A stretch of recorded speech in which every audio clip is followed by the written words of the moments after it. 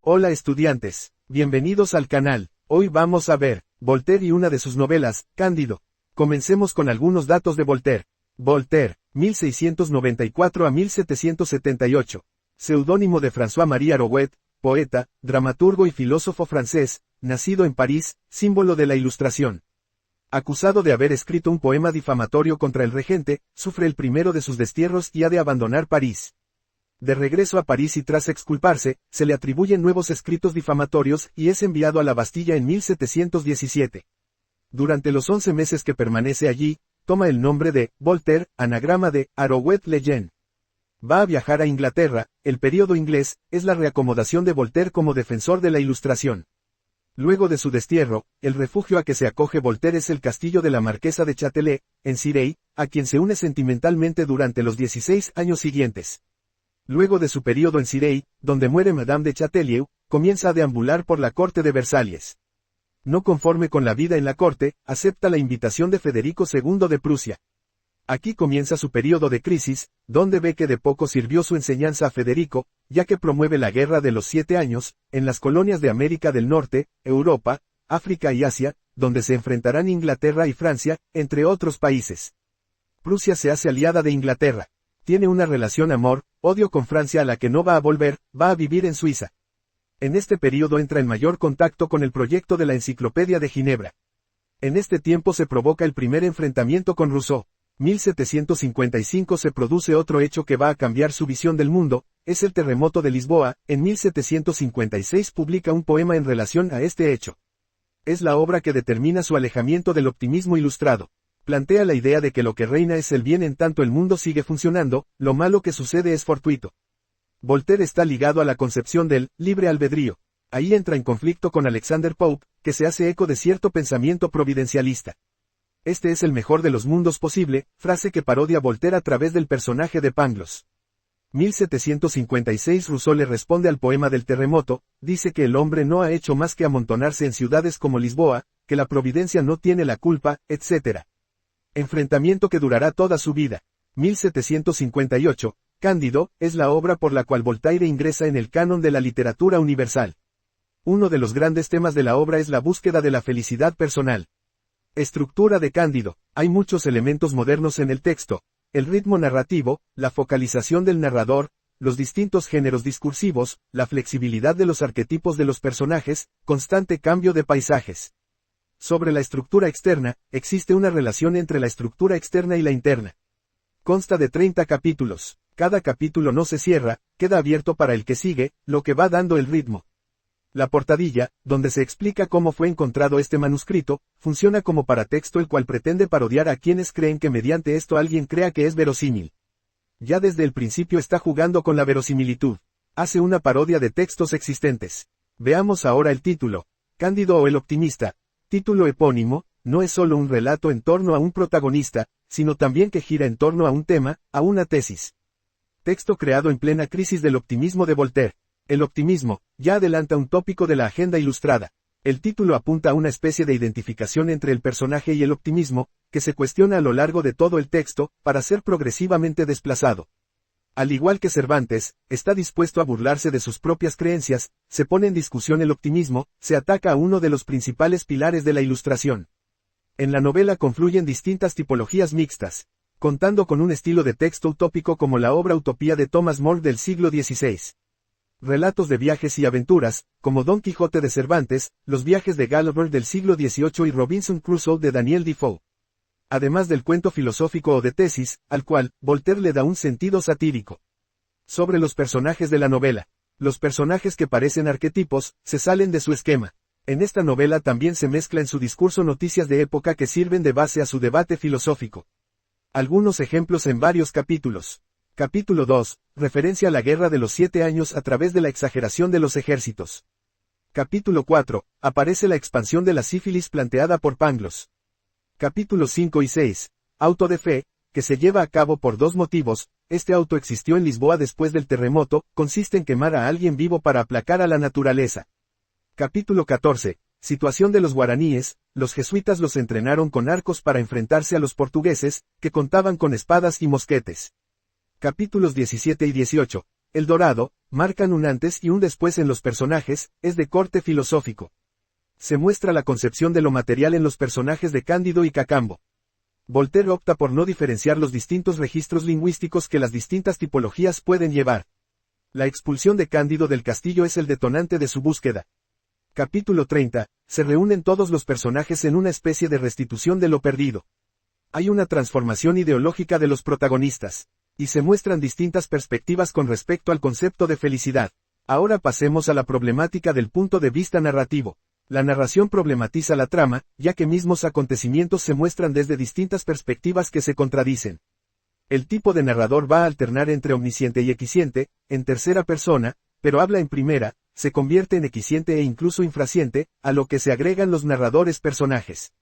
Cándido, como protagonista, recibe las narraciones de los otros personajes, provocando un regreso del relato a la situación inicial, contadas de diversas maneras.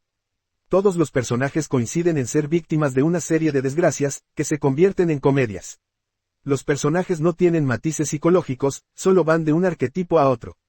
A Cándido lo podemos ver como mesohéroe o un héroe mediocre. No es un héroe clásico como el Cid, que es caballeresco. No encuadra en la tradición de los héroes. Tampoco es un antihéroe como Lázaro. El narrador realiza una sátira de la aristocracia a la que pertenece Cándido. El protagonista es un hijo bastardo, que se ve obligado a salir al mundo. Podríamos decir que vive en una burbuja, en su mundo creado básicamente por el discurso de Pangloss. El narrador se burla del idioma alemán, que lo presenta como tosco en comparación al francés. Este héroe del equilibrio o mediocre, va a vivir obsesionado con Cunegunda, la cual es una parodia del ideal de belleza germano. Se conforma con lo que tiene, no aspira a más. Conserva elementos del ideal femenino caballeresco y del amor cortés.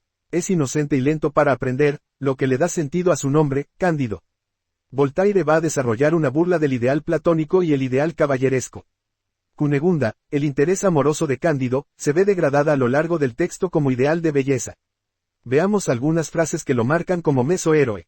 Yo soy un hombre de bien y debo amarla siempre, capítulo 27, cuando ya no ve a Cunegunda hermosa, sino fea y vieja. Hay que cultivar nuestro jardín, capítulo 30, donde demuestra que hay que conformarse con lo que hay, o que cada uno se preocupe de lo suyo. Como héroe cambia recién al final, nada es como le enseñaron o idealizó, lo que podemos tomarlo como una evolución del personaje. Vamos a encontrar, en esta novela, similitudes y diferencias con el modelo de Cervantes. Cándido de Voltaire, vive en el presente y se proyecta al futuro. Quiere sustituir el régimen existente por uno nuevo. Comienza con Pangloss y va cambiando de compañero, Cacambo, Martín. La dama, Cunegunda, es degradada constantemente. Parodia modelo de dama caballeresco. Don Quijote de Cervantes, vive en el presente y se proyecta al pasado. Quiere que vuelva el tiempo de los caballeros. Tiene un solo acompañante, Sancho, en el capítulo 2. La dama, Dulcinea, es idealizada, inmaculada y bella. Elementos en común: oposición de personajes a nivel filosófico, moral, ético. Ficción elaborada sobre la base del humor. Se burla de los otros y de sí mismo y sus creencias. Los capítulos se abren con una acotación. Si el video te está gustando, dale like y suscríbete al canal. Me estarías ayudando mucho. Veamos el capítulo 1. Tiene un comienzo. Adobo, desde el inicio, o con presentación. Cándido siempre hace juicios sencillos, entiende los discursos de manera simple y no entiende la complejidad o el doble sentido. Es limitado en su entender, eso lo hace el perfecto discípulo que repite sin cuestionarse nada.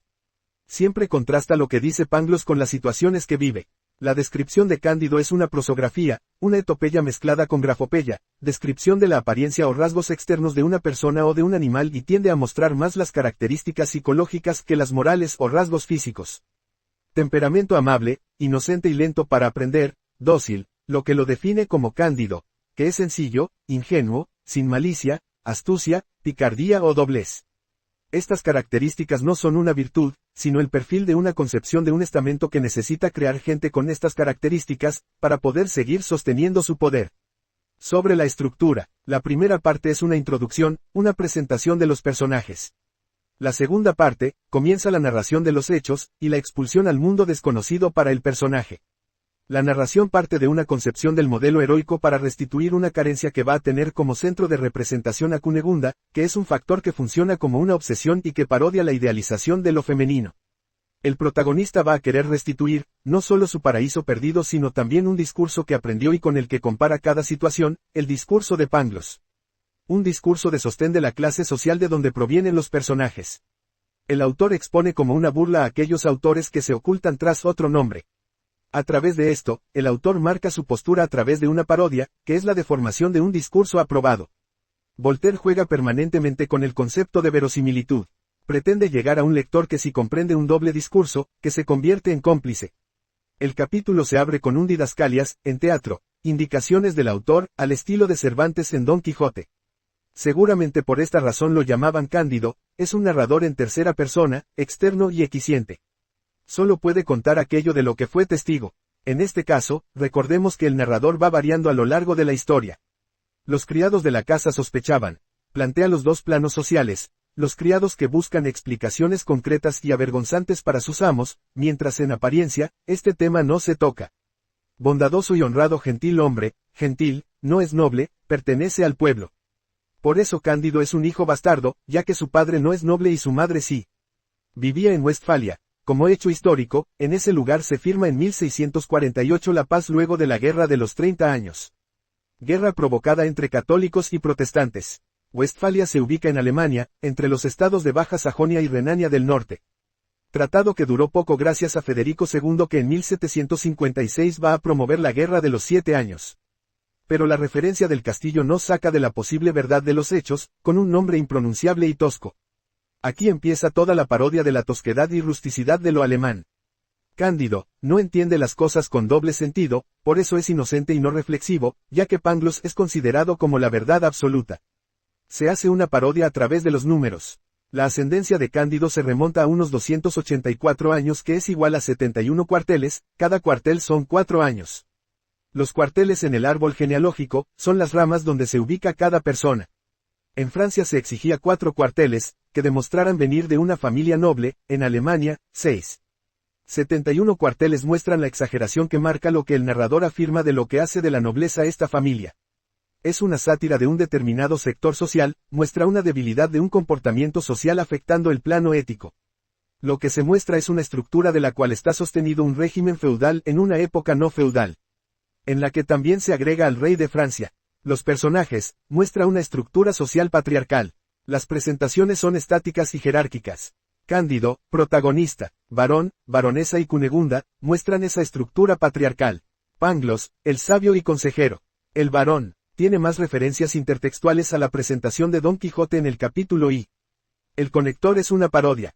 Desde el punto de vista gramatical, la proporción del primer término no tiene relación con el segundo, ya que era poderoso porque su castillo tenía ventanas, una puerta y un tapiz. En Alemania existía un impuesto a las ventanas, de ahí la parodia. Todo es mucho menos de lo que aparenta. El poderoso se conforma con un castillo pobre. La apariencia esconde lo insuficiente y la mediocridad de esta nobleza. Los perros de los corrales, aquí se hace más patente la decadencia, el coto de caza no existe, utilizan para ello a los perros que cuidan el ganado. Los palafreneros, los mozos que cuidan los caballos, hacían de todo y el vicario era su capellán. Es decir, cuando la ocasión lo requiere, se asciende de cargo al vicario que es el que sustituye a alguien en su cargo y lo convierten en capellán, que es un cura de pueblo. Hay un discurso conformista de un estamento social que sostiene una ideología. Y se hace patente a través del discurso de Pangloss, este es el mejor castillo del mundo. Veamos la secuencia descriptiva que va avanzando por áreas. Primero lo topográfico, el terreno, luego pasamos a lo edilicio, después vemos todo lo que hace funcionar al castillo y terminamos viendo a los personajes. La baronesa, hay un juego de valor literal y del valor paródico. Pesa 157 kilos, gran respeto, gran consideración. Su respetabilidad está impuesta en función de su peso. Hace deberes de ama de casa con dignidad, lo que como noble no tendría que hacer nada. Queda clara la decadencia al ver que solo tiene un par de sirvientes. Se asemeja más a una jefa de aldea que a una noble europea del siglo XVIII, si la comparamos con la sofisticación de la nobleza francesa. Cunegunda, única de la que se dice la edad, 17 años. Parodia del arquetipo de la belleza nórdica y germana. Por eso se marca que de la mujer, tenga, encendidos colores, y, apetitosa, lo que hace referencia a su peso, al igual que la baronesa. La acerca más a un ideal de aldea y no al de Versalles, dama sofisticada y elegante. Los personajes femeninos están presentados a través de su grafopeya, descripción física. Pero Cándido cree que es la más bella de las que puede existir. Pangloss, del griego, toda lengua, charlatán y embustero. El único que se presenta en relación de lo que sostiene este falso castillo y esta falsa nobleza. Funciona como un oráculo, establece la filosofía de esta sociedad, la difunde y reproduce.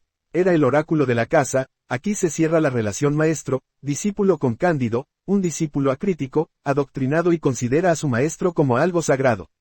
Tiene una presentación mucho más larga que los otros personajes, es metafísico, teólogo, etc. La niglología, que significa, nada, o bobología, desacredita todo el planteo anterior de aquellos que hacen la enciclopedia. La nigología es la ciencia de la imbecilidad. Proviene de la palabra francesa, nigólogo, inventada por Voltaire. Parodia también el principio de Leibniz, donde planteaba que no hay efecto sin causa. Fue uno de los grandes pensadores de los siglos XVII y XVIII, y se le reconoce como el último genio universal, esto es, la última persona que pudo formarse suficientemente en todos los campos del conocimiento, después ya solo hubo especialistas. Realizó profundas e importantes contribuciones en las áreas de metafísica, epistemología, lógica, filosofía de la religión, así como en la matemática, física, geología, jurisprudencia e historia. De ahí viene la parodia que hace Voltaire a través de Pangloss. También parodia al planteo providencialista, el cual dice que el mundo es el mejor posible. El providencialismo es la creencia en que Dios es el verdadero protagonista y sujeto de la historia. El hombre es solo su objeto, un instrumento en las manos de Dios. Por eso, Pangloss goza de absoluta impunidad que puede afirmar cualquier barbaridad. Maneja el poder de la palabra, la primera voz a la que el narrador le cede la palabra. Su lógica está invertida, es un discurso absurdo con ejemplos absurdos. Pasamos a un estilo directo, el primero del texto. Punto que las cosas no pueden ser de otra manera, es un discurso de imitación del texto de Leibniz para fundamentar su idea determinista y providencialista, las cosas fueron creadas para el mejor fin. Las narices para poder llevar lentes y piernas para poder ponernos pantalones.